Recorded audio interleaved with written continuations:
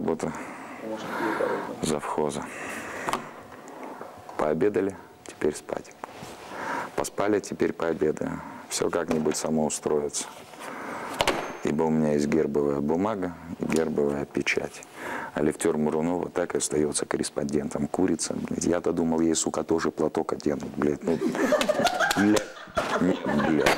Пожалуйста. Она вся в белом, мы, как всегда, в говне, блядь. Заебись. Блядь. Извините, здесь было пи-пи-пи-пи, кстати. Вот я говорю конкретно, и сразу текст просто ложится, блин. Так хочется снять трубку и позвонить нашему губернатору. Алло, это губернатор?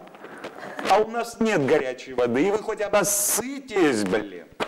Так нет же. Никто из телевизионщиков так не скажет, блин. Потому что все боятся за свою работу, нахрен.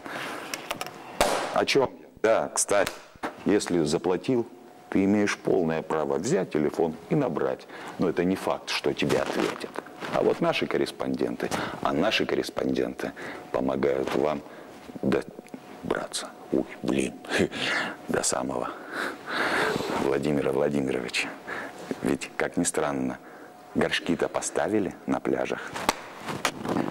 Заплатил и имеешь право.